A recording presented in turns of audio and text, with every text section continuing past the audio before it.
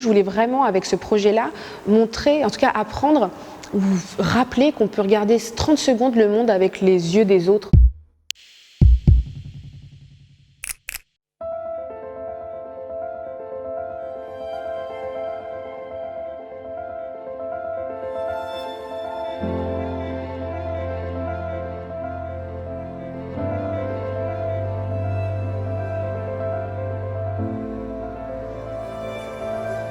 Ça m'a permis en fait de me sentir à l'aise avec qui j'étais et de l'accepter tout simplement, de le voir sur les murs et de voir des gens le voir. Ça m'a permis de prendre conscience en fait de qui j'étais, d'où je venais, de me poser des questions sur mon identité parce que j'ai grandi en banlieue et on parlait pas, enfin en tout cas là où j'ai grandi, on parlait pas de pouvoir être un artiste.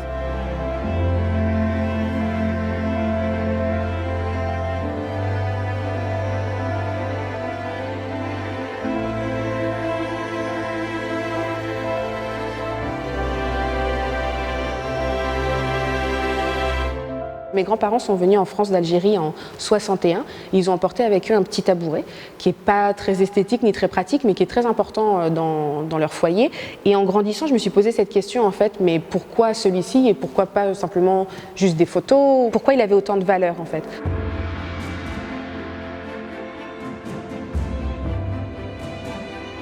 Donc je leur ai posé la même question à chacun. Quel est l'objet que vous avez emporté avec vous? Pourquoi? Et qu'est-ce qui vous évoque aujourd'hui comme souvenir joyeux? Donc cette pâte, c'est un souvenir de son papa pour son anniversaire, c'était en 2010. I chose to take this piece of fabric.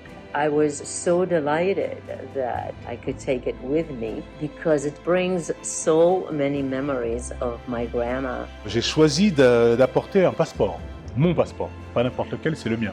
Passeport français. Passeport français, parce que si on compare avec l'immigration de mon père, par exemple, lui il est arrivé sans papier, et quand j'ai ce moment-là où je donne mon passeport à une douane quelconque de n'importe quel pays, je sais en fait aujourd'hui, moi j'ai ce truc où je sais la chance que j'ai et je suis conscient de mon privilège. Il y en a qui ont des histoires plus douloureuses que d'autres, il y en a qui sont partis pour fuir pour leur survie, d'autres pour retrouver l'amour. Donc il y a vraiment en fait plein de profils différents qui sont tous partis pour des raisons différentes, mais au final, il y a cette reconstruction dans un nouveau pays qui est la même pour tous.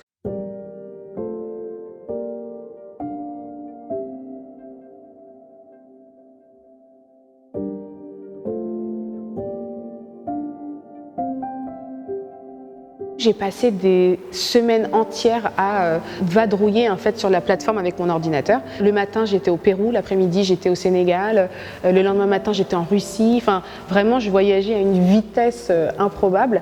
Et du coup, je me suis rendu compte qu'on pouvait avoir cette force-là avec le digital de passer d'un bout du monde à l'autre en une fraction de seconde et que dans la vraie vie, selon la valeur et la nature de notre passeport, selon on a eu la chance d'être né, on n'a pas du tout cette chance-là.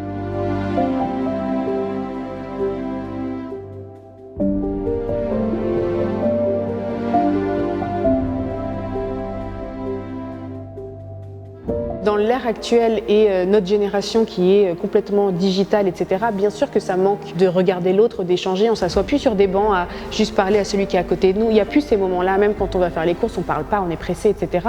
Et c'est vrai qu'avec les réseaux sociaux, aujourd'hui, malgré tout, on peut avoir accès à des histoires et rencontrer des gens qui sont à l'autre bout de la planète et leur parler comme si on se connaissait depuis toujours. Donc ça, c'est assez cool. Mais c'est vrai qu'au quotidien, on ne prend pas le temps, enfin rarement en tout cas, on prend rarement le temps de savoir qui sont les gens autour de nous. Et donc du coup, je voulais vraiment, avec ce projet-là, montrer, en tout cas apprendre, rappeler qu'on peut regarder 30 secondes le monde avec les yeux des autres. On ne pourra jamais comprendre, ni se mettre à la place, parce qu'on n'a pas vécu la moitié de ce que nos voisins ont vécu. Mais en tout cas, si 30 secondes, on peut essayer, ne serait-ce que d'imaginer le traitement en fait, qu'on va poser et porter sur ces gens-là, il sera beaucoup plus humain, quoi.